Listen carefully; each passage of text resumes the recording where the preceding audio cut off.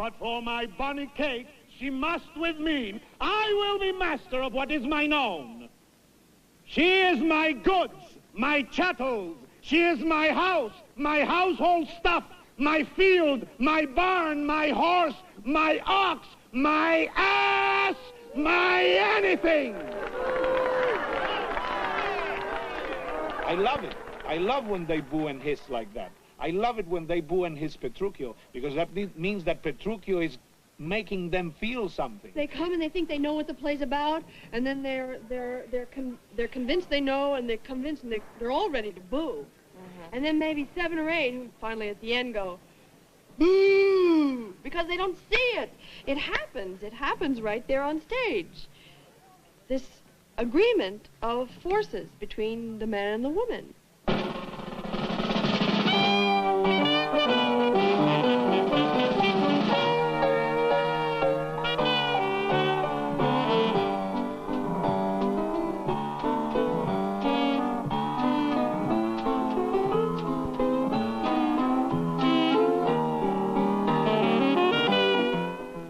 I'm Joseph Papp. This is the Delacorte Theater in Central Park in New York City, a 2,300-seat theater in which for the past 22 years we have been producing Shakespeare free to the public, no admission charge.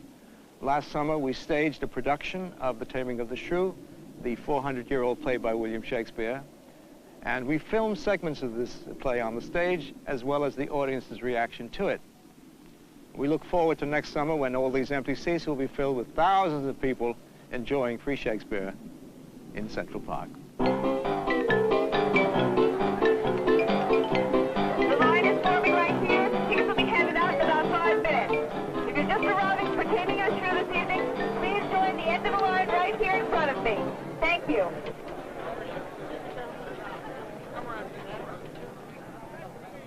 Seems to me that there ought to be a more intelligent and more humane way of distributing tickets. Yes, the fun of the whole evening is the line. There's more fun on this line. I don't actually go to the production. I stay on line. You can come, just spread out a blanket, enjoy the park. Just sitting out here is a lot of fun. I think it's one of the best things about the city. We have a good time. You're out on a picnic, really. It's a first-class production. You can't beat it. It's worth it. It feels nice. It's Americans doing Shakespeare. And anybody who wants to come to Central Park in the summer and see a terrific show and Shakespeare to boot for free. If Joe Papp does nothing else in his whole life, he should go to heaven for that. These people come on a summer's night to be enchanted. And it's fun to play for people like that. The feeling in the park is that you're playing with and for your family. You are putting on a play for these 2,000 relatives that came to see you. And here I am putting on a play for you, and okay, you dig it, you don't dig it, we'll argue. If you want to argue, we'll argue, fine. If you want to boo me, great, and I might boo you back, but it's all done within a context of love. That's the beauty of it, you see?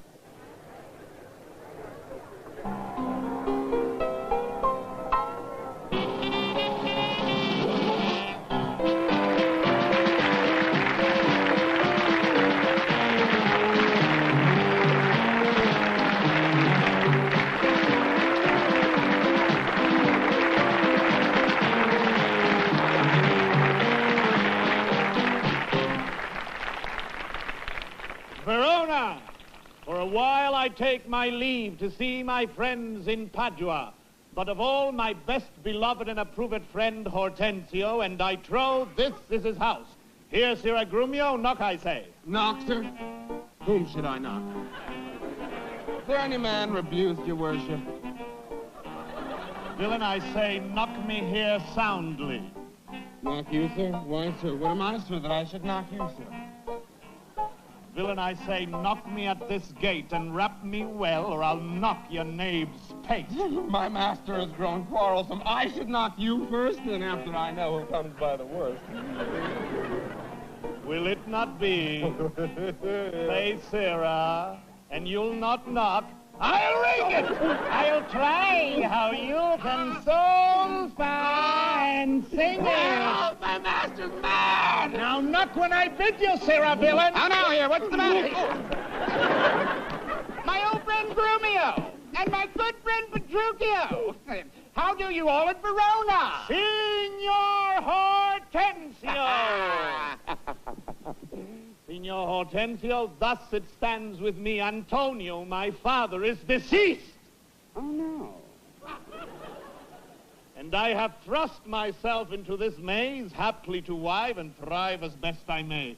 Crowns in my purse I have, and goods at home, and so I'm come abroad to see the world. Well, Petruchio, shall I come roundly to thee and wish thee to a shrewd, ill-favored wife? Ha! Thou would thank me but a little for my counsel, and yet I promise thee she shall be rich. Very rich. But thou art too much my friend, and I'll not wish thee to her. Signor Hortensio, twixt such friends as we, few words suffice. And therefore, if thou know one rich enough to be Petruchio's wife, as wealth is burden of my wooing dance, be she as foul as was Florentius' love, as old as Sibyl, and as cursed and shrewd as Socrates' Xanthippe, or a worse, she moves me not, or not removes at least affection's edge in me, where she as rough as are the swelling Adriatic seas. I've come to wive it wealthily in Padua. If wealthily, then happily in Padua.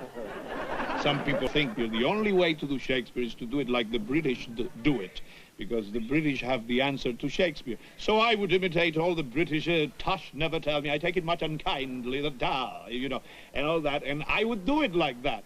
But then afterwards I started realizing that I didn't have to do it just like that. I could bring myself to it. I could bring my own culture, my own Puerto Rican background, my own Spanish culture, my own rhythms, my own feelings to Shakespeare, because Shakespeare is too big.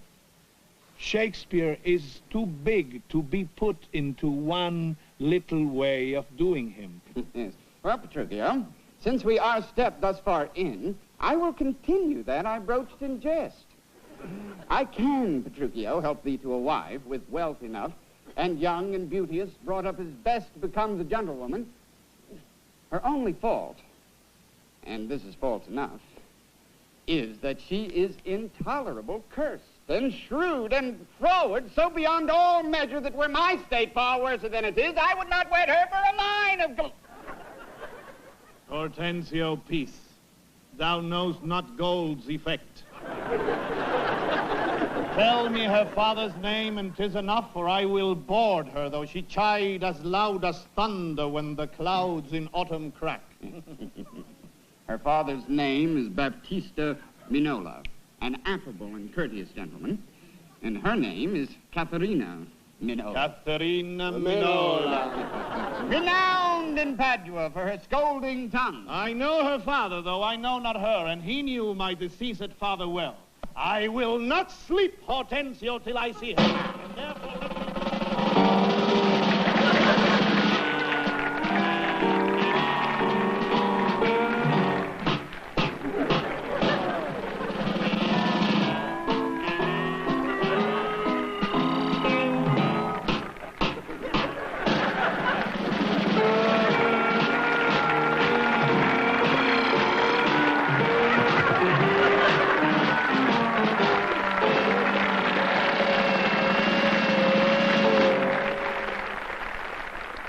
She lives in a very highly conventional society where brides are bought and sold. This is a society that constricts her. Don't you think the course is a little tight, girl? Okay. We can loosen it, no problem. Oh, my veins popping. Of all thy suitors, here I charge thee tell whom thou lovest best. Oh. See thou dissemble not. Believe me, sister, of all the men alive, I've never yet beheld that special face that I could fancy more than any other. Oh, no, Dave! Whence was this insolence? Watch it. Oh, poor girl. And I'll be revenged. What? In my sight? Bianca, get thee in. What? Will you not suffer me? Nay, now I see she is your treasure. She must have a husband. I must dance barefoot on her wedding day, and for your love to her lead apes in hell. Katharina. Talk not to me. I will go sit and weep till I can find occasion of revenge. Whatever gentleman was grieved as I. Of course, he's very self-confident, and he feels he can make the greatest husband in the world, and he can, too. And he's just settled for looking for the richest girl he can find. The richest girl in all Italy. That's what he's going to marry. He's after money. Good sir, pray, have you not a daughter called Katharina, fair and virtuous? I have a daughter, sir, called Katharina.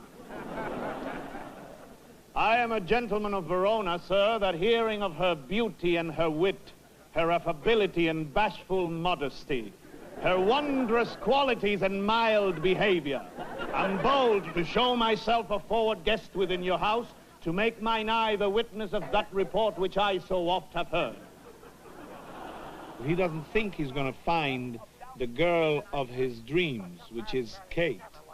So before that, he's just after the money. I'm here to make money, and the more money any father offers me to marry his girl, he's getting a good bargain. Let specialties be therefore drawn between us, that covenants may be kept on either hand. When the special thing is well obtained, that is her love, for that is all in all. Why, that is nothing. For I tell you, Father, I am as peremptory as she proud-minded, and where two raging fires meet together, they do consume the thing that feeds their fury. Though little fire grows great with little wind, extreme gusts blow out fire and all. So I to her, and so she yields to me, for I am rough and woo not like a babe. Well mayst thou woo, and happy be thy speed. Say that she rail, why then I'll tell her plain she sings as sweetly as a nightingale. Say that she frown, I'll say she looks as clear as morning roses newly washed with dew. Say she be mute and will not speak a word, then I'll commend her volubility and say she uttereth piercing eloquence. If she do bid me pack, I'll give her thanks as if she bid me stay by her a week. If she deny to wed, I'll crave the day when I shall ask the banns and when be married. Yes! But here she comes. And now, Petruchio, speak.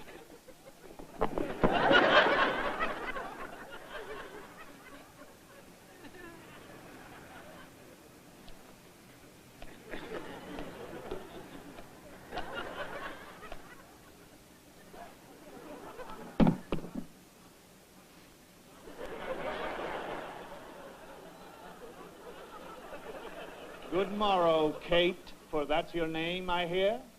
Well, have you heard but something hard of hearing? They call me Catherine that do talk of me. You lie, in faith, for you are called plain Kate and bonny Kate, and sometimes Kate the cursed. But Kate, the prettiest Kate in Christendom, Kate of Kate Hall, my super dainty Kate.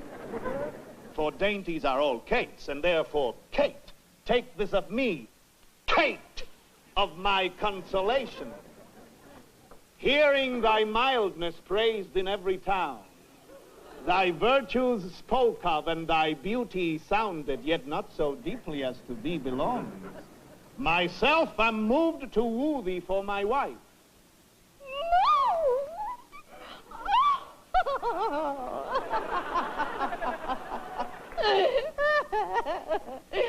In good time. Let him that moved you hither remove you hence. I knew you at the first, you were immovable. Why, what's a movable? A joint stool. Thou hast hit it. Come, sit on me. Asses are made to bear, and so are you. Women are made to bear, and so are you. No such jade as you. It's me, you mean. Alas, good Kate, I will not burden thee for knowing thee to be but young and light. Too light for such a swain as you to catch, and yet as heavy as my weight should be. Should buzz. Well taken, and like a buzzard. Oh, slow-winged turtle, shall a buzzard take thee? Aye, for a turtle as he takes a buzzard. Come, you wasp. In faith, you are too angry. If I be waspish, best beware my sting. My remedy is then to pluck it out. Aye, if the fool could find it where it lies. Who knows not where a wasp does wear his sting? In his tail. In his tongue. Whose tongue? Yours.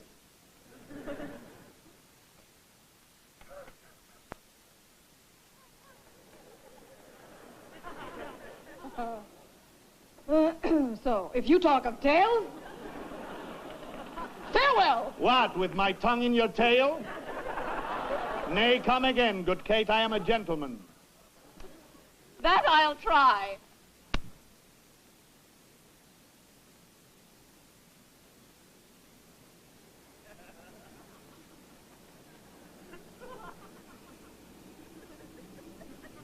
I swear, I'll cuff you if you strike again. So may you lose your arms. If you strike me, you are no gentleman, and if no gentleman, why then no arms. A herald, Kate? Oh, put me in thy books. What is your crest, a cocked comb? A combless cock, so Kate will be my hen. No, cock of mine, you crow too like a craven. Nay, come, Kate, come, you must not look so sour. It's my fashion when I see a crab. Why, here's no crab, and therefore look not sour. There is. Then show it me. Had I a glass, I would. What, you mean my face?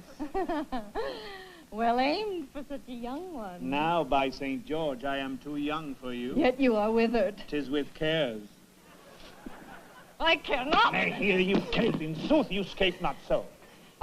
I chafe you if I tarry you. No, not a whit. I find you passing gentle. 'Twas told me you were rough and coy and sullen. And now I find report a very liar, for thou art pleasant, gamesome, passing courteous, but slow in speech, yet sweet as springtime flowers. Thou canst not frown, thou canst not look askance, nor bite the lip as angry wenches will, nor hast thou pleasure to be cross in talk. But thou with mildness entertains thy wooers, with gentle conference, soft and affable. Why does the world report that Kate doth limp? Oh, slanderous world, Kate! Like a hazel twig is straight and slender, and as brown in hue as hazelnuts, and sweeter than the kernels.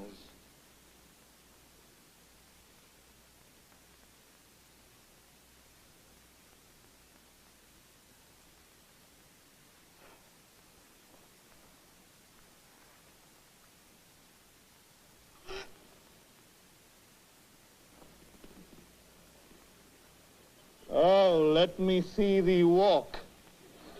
Thou dost not halt.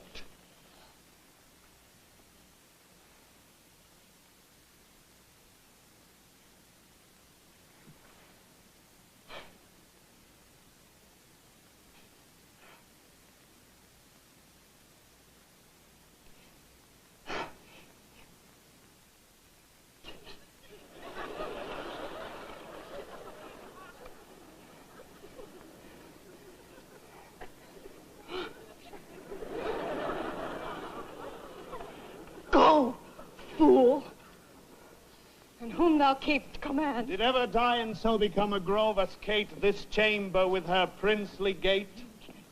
Oh, be thou Dian, and let her be Kate, And then let Kate be chaste and Diane sportful. Where did you study all this goodly speech? It is extempore from my mother wit. Oh, witty mother! Witless else her son. Am I not wise? Yes!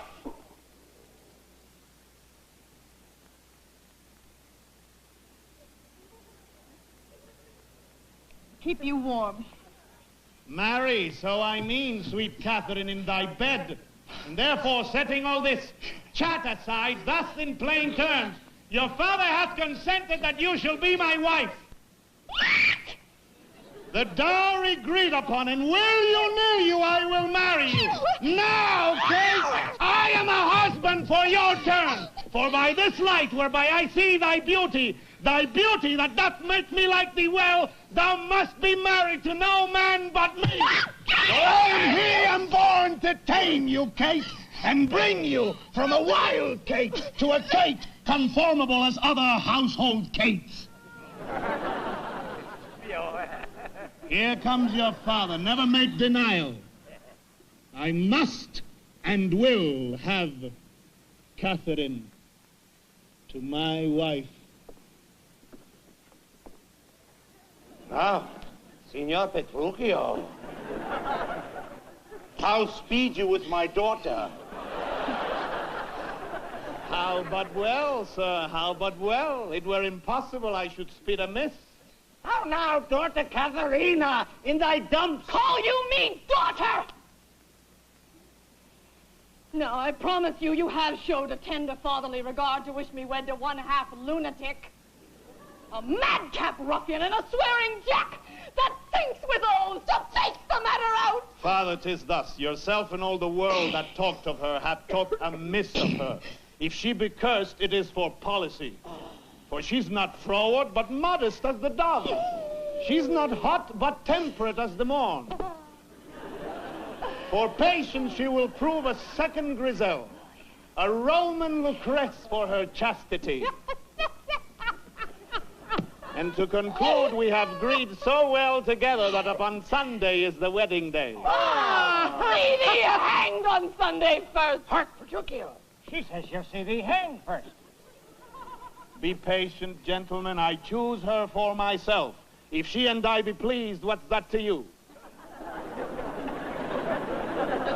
Oh, you are novices.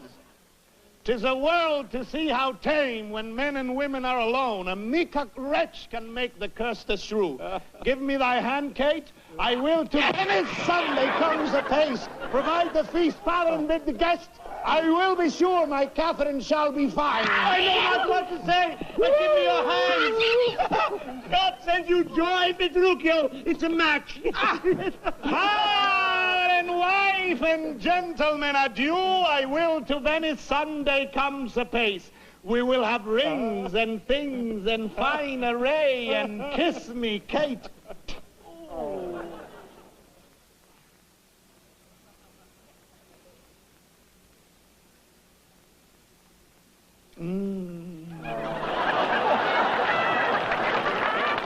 We will be married a Sunday.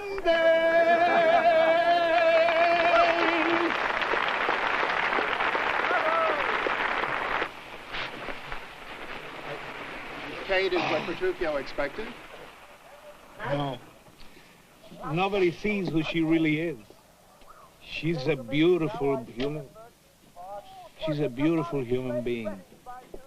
Nobody sees really. She's just, just an act she's putting on. She's not, that's not what she really is. She's unhappy, mad, angry person who slams her sister around, completely dominates her father and gives him a smack every once in a while.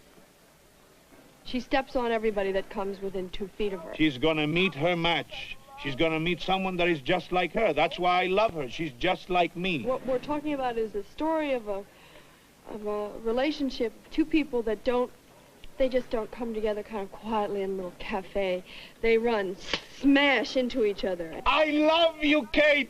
I found you. You're beautiful. You're a nice shrew too, but I'm gonna show you how to get off it. That's all. How to get off it. That's it. The wedding is late. purposefully makes her wait. They're expecting me to come in like they dressed in those days for wedding, with ruffles and nice clothes, velvets and silks and, you know, the proper wedding attire. I'm coming in like a bum. She's not going to get what she wants from now on. He comes late to the wedding. At first, they wait and they wait and they wait for a long time, and he doesn't show up. So Kate actually gives up and leaves. And finally, he appears 2-3 hours later, and here comes a man who is coming to her wedding dressed like a mercenary gladiator, Tibetan, Tartuffe, Genghis Khan, lunatic. Gentles, methinks you frown. Why, wherefore gaze this goodly company as if they saw some wondrous monument, some comet or unusual prodigy? Why, sir, you know this is your wedding day. First we were sad, fearing you would not come. Now, sadder still to see you come so unprovided. Stop this habit. A shame to your estate. But where's Kate? I stay too long from her. The morning wears. This time we were at church. Oh, see not your bride in these unreverend robes. Go to my chamber. Put on clothes of mine. Not I. Believe me, thus I'll visit her. But thus I trust you will not marry her. Good sooth, even thus, therefore had done with words. To me she's married, not unto my clothes. Could I repair what she will wear in me, as I can change these poor accoutrements to wear well for Kate and better for myself? But what a fool am I to chat with you when I should bid good morrow to my bride and seal the title with a lovely kiss.